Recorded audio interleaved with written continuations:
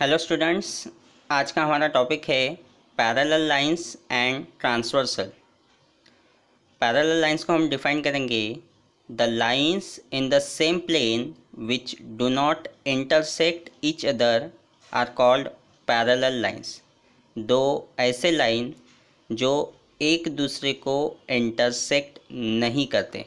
Okay, अगर इसका example हमें देखना है तो हमारे railway lines, okay, railway track अगर हम देखेंगे तो रेलवे ट्रैक अगर हम देखते हैं तो वो कहीं पर भी एक दूसरे को इंटरसेक्ट नहीं करती। ओके, दैट मीन्स वो कहीं जाकर एक दूसरे से मिलती नहीं है। ओके, तो वो एक बेस्ट एग्जांपल है पैरेलल लाइंस का। ओके, अगर हम देखेंगे तो वॉल्स, ओके, वॉल्स अगर हम देखेंगे तो हमारी वॉल एक सरफेस, एक प्लेन दिया हुआ है। ओके, उसका टॉप एंड बॉटम एंड अगर हम देखते हैं तो वो भी क्या है, एक पैरेलल लाइंस ही है। ओके, इसका अगर बेस्ट एग्जांपल हमें देखना है तो रेलवे ट्रैक का हम एग्जांपल ले सकते हैं पैरेलल लाइंस के लिए। अगर रेलवे ट्रैक अगर हम देखेंगे तो वो अगर टर्न भी होती है फिर भी उनकी जो दोनों ट्रैक्स होती है वो दोनों ट्रैक एक साथ टर्न होती है, बट वो कहीं पर भी एक दूसरे को इंटरसेक्ट नहीं करती। ओके, उसे हम क्या कहते हैं, पैरेलल लाइन। या फिर हम इसे दूसरी तरीके से भी बोल सकते हैं, two lines which having same distance among them. Okay, दो ऐसे लाइन जिनमें इक्वल डिस्टेंस होता है। ओके, वो कहीं पर भी जाए बट उनके बीच का जो डिस्टेंस होता है वो हमेशा क्या होता है, सेम होता है, वो कभी चेंज नहीं होता है। उसे हम क्या कहेंगे, पैरेलल लाइंस। ओके, यहाँ पर एक फिगर मैंने ड्रॉ की है। फिगर में देखेंगे line L and line M, ये दोनों लाइन एक दूसरे को पैरेलल है। क्यों? क्योंकि ये दोनों लाइन अगर आगे एक्सटेंड भी होती है, ओके, तो भी ये दोनों लाइन के बीच में जो डिस्टेंस है वो दोनों डिस्टेंस क्या रहेगा, ये डिस्टेंस क्या रहेगा, इक्वल रहेगा। ओके, और इसे हम लिखते कैसे हैं, line L is parallel to the line M. Okay, next topic है transversal. If a line intersect given two lines in two distinct points, then that lines is called a transversal of those two lines.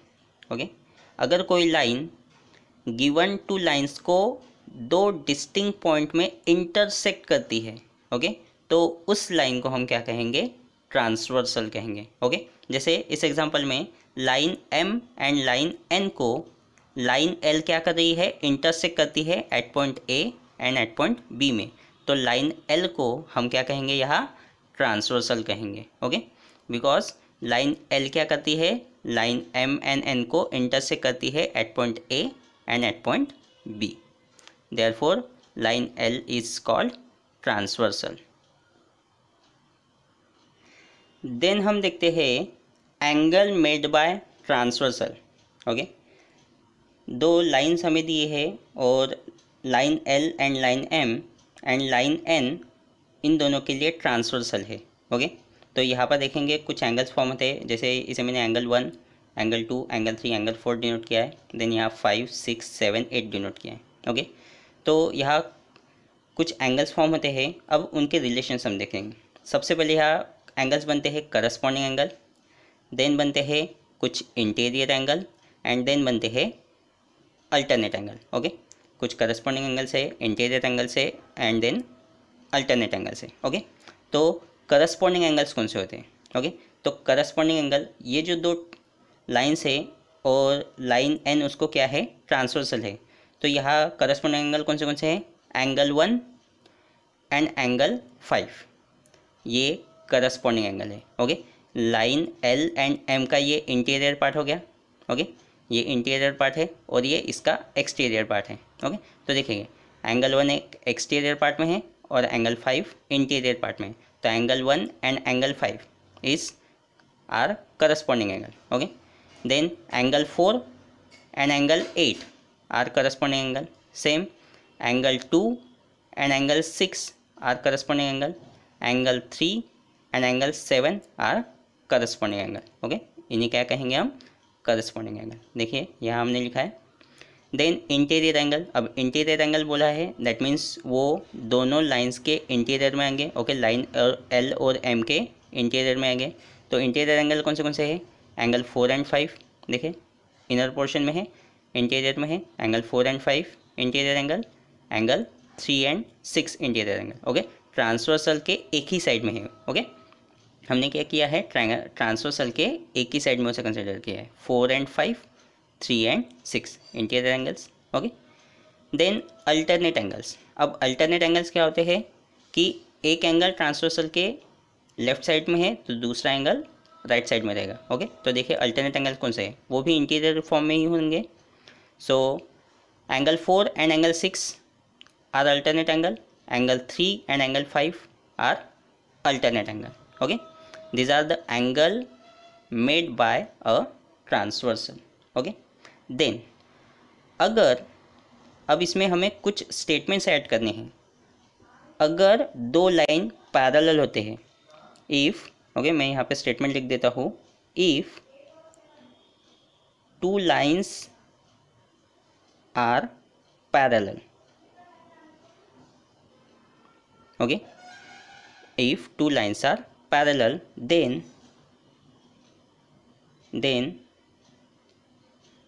angles made by transversal,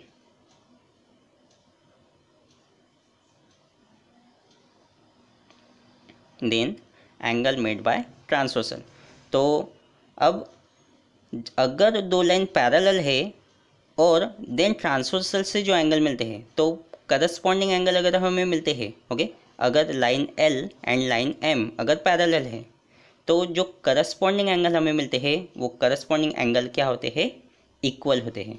okay, तो यहाँ लिखेंगे corresponding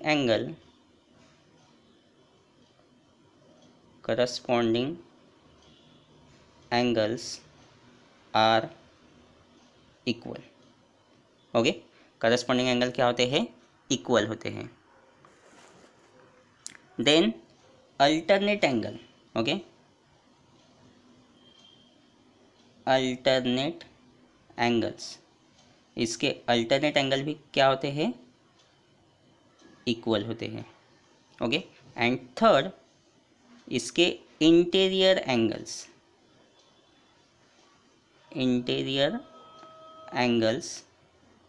are supplementary. Okay, interior angles क्या होते हैं, supplementary means in दोनों interior angles की addition क्या होगी, 180 डिग्री। ओके, ये कब होता है, जब दो लाइंस क्या होंगी, पैरेलल होंगी। अगर line L and line M parallel है तो ही उसके करस्पॉन्डिंग एंगल क्या होंगे, इक्वल होंगे। अल्टरनेट एंगल्स क्या होंगे, इक्वल होंगे, एंड इंटीरियर एंगल्स क्या होंगे, सप्लीमेंट्री होंगे। प्रैक्टिस सेट 2.1 का फर्स्ट क्वेश्चन हम देखते हैं। In the adjoining figure each angle is shown by a letter, fill in the boxes with the help of figure. First एक एडजॉइनिंग फिगर हमें दी है। ओके, दो लाइंस दी है और एक ट्रांसवर्सल, यहाँ पर कुछ एंगल्स फॉर्म होते हैं, नेमिंग किया है PQRS WXYZ। ओके, तो सबसे पहले ये दो लाइंस के साथ, दो लाइंस को, ये लाइन क्या है, ट्रांसवर्सल है। ओके, तो सबसे पहले हमें करस्पॉन्डिंग एंगल्स लिखने हैं। Corresponding angle, okay, corresponding angle कैसे होते हैं, एक एक्सटीरियर में होता है, एक इंटीरियर में होता है। सो एंगल P एक्सटीरियर में है तो इसका करस्पॉन्डिंग एंगल क्या होगा, एंगल W। तो यहाँ लिखेंगे angle W। Then angle Q, इसका करस्पॉन्डिंग एंगल कौन सा होगा, एंगल Q ये है तो एंगल Q का करस्पॉन्डिंग एंगल होगा angle X। So angle X। Then angle R, इसका करस्पॉन्डिंग एंगल कौन सा होगा, एंगल R ये है तो एंगल R का करस्पॉन्डिंग एंगल होगा angle Y। Then angle S interior में है तो इसका करस्पॉन्डिंग एंगल क्या होगा, एंगल Z। ओके, देन हमें लिखना है interior alternate angle. Okay, alternate angle लिखना है। सो इंटीरियर अल्टरनेट एंगल, ओके, तो ये इंटीरियर पोर्शन है इसका, हमें अल्टरनेट एंगल लिखने हैं। ओके, इंटीरियर एंगल्स नहीं लिखने हैं, alternate angle. So angle S का अल्टरनेट एंगल क्या होगा? Angle X. So angle X is alternate angle. Then angle W का अल्टरनेट एंगल क्या होगा? Angle R. Okay, then second question दिया है, observe the angles shown in the figure and write the following pairs of angles. Okay, first one interior alternate angle. Okay, first हमें क्या लिखना है? Alternate angle लिखना है। तो ये जो हॉरिजेंटल लाइन दी है ये ट्रांसवर्सल है इन दोनों के लाइन, इन दोनों लाइंस के लिए। सो हमें अल्टरनेट एंगल्स लिखने हैं। तो अल्टरनेट एंगल कौन से होंगे वो देखते हैं। इंटीरियर अल्टरनेट एंगल तो सी के साथ अल्टरनेट होगा angle E. So angle C alternate with angle E.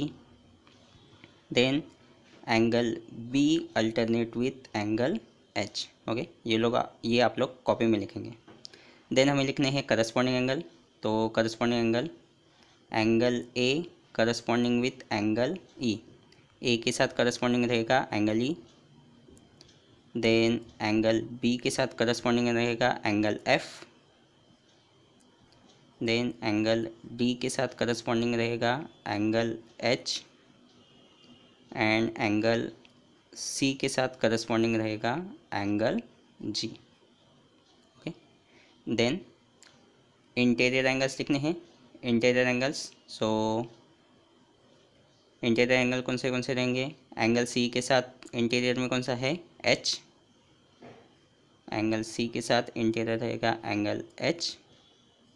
Angle B के साथ इंटीरियर में रहेगा एंगल ई। ओके, होप ये आप लोगों को समझ में आया हो। अगर कोई प्रॉब्लम आती है तो आप लोग मुझसे पूछ सकते हैं।